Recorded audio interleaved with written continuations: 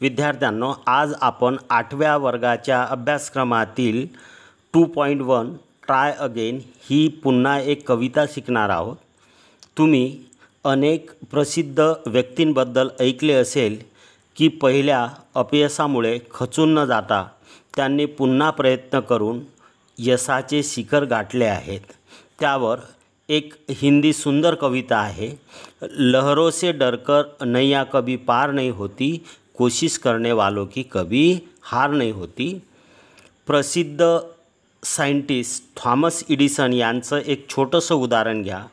त्यांना आपल्या पहिल्या प्रयोगाच्या वेळेस संशोधनामध्ये जवळपास 1000 वेळेस अपयश आले, मात्र त्यांनी पुन्हा प्रयत्न केले आणि चिकाटीमुळे एक जगप्रसिद्ध वैज्ञानिक बनले। So let us learn this poem. First of all I will read the first stanza from line number 1 to 8. Then I will explain in both English and Marathi. Teach means the shortened form of it is. A lesson you should heed. Heed means pay attention, म्हणजे लक्ष देणे. Try again. If at first you don't succeed, try again. Then your courage should appear. Courage म्हणजे धैर्य, daring. For if you will persevere means continuity, चिकाटी. You will conquer म्हणजे यश मिळवणे, विजयश्री प्राप्त करणे. Never fear. So try again. Now explanation of first stanza. Here the poet says, if you don't succeed in the first try, so try again. You should remember to try again with courage and perseverance. Trying again without fear must help you to conquer the world. मराठीमध्ये translation. येथे कवी म्हणतो, जर पहिल्या प्रयत्नात तुम्हाला अपयश आले तर नक्कीच धैर्य आणि चिकाटीने पुन्हा प्रयत्न करा. धैर्याने तुम्ही आपल्या भीतीवर मात कराल आणि एक दिवस संपूर्ण जग जिंकाल, म्हणजे नक्कीच तुम्हाला यश मिळेल. या ठिकाणी उदाहरण थॉमस एडिसन आणि नेपोलियन बोनापार्ट या जगप्रसिद्ध योद्धाचं आहे. Now the second stanza. Once or twice though you should fail, try again. If you would at last prevail, try again. If we strive means to work hard. Teach no disgrace.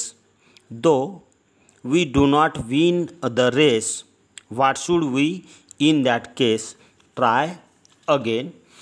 In the second stanza of the poem, the poet says that if we fail in first and second try, it is not the shameful thing, म्हणजे एक लज्जास्पद गोष्ट नक्कीच नाही आहे. To try again. We also sometimes feel ashamed on thinking that people will laugh at us and our failure is not only. We must try again. मराठीमध्ये कवी पुन्हा म्हणतात की जीवनात पहिल्या आणि दुसऱ्या प्रयत्नात जर अपयश आले तर लोक आपल्यावर हसतील आणि टीका करतील. या भीतीने आपण प्रयत्न करणे सोडून न देता पुन्हा एखाद्या चांगल्या यशस्वी व्यक्तीचं उदाहरण आपल्या डोळ्यासमोर ठेवून पुन्हा प्रयत्न करायला पाहिजे. कारण असे म्हटले जाते की failure is the first step of success. Now the last stanza. Time will bring you your reward, try again. All that other folk means people can do why with patience म्हणजे धैर्य. may not you only keep this rule in view, try again. In the last stanza of the poem, the poet says, if your goal म्हणजे ध्येय, aim is hard, you will get reward at the right time by the God, because all the successful people got success with hard work, patience and trying again and again. So the above rule must be kept in our mind. शेवटच्या कडव्यामध्ये कवी म्हणतो की आपले ध्येय किती कठीण किंवा मोठे असेल तरीही धैर्य, परिश्रम आणि चिकाटीमुळे जगातील विभूतींनी यश मिळवले आहे, ही गोष्ट आपल्या डोक्यात ठेवून आपण पुन्हा प्रयत्न करायला पाहिजे.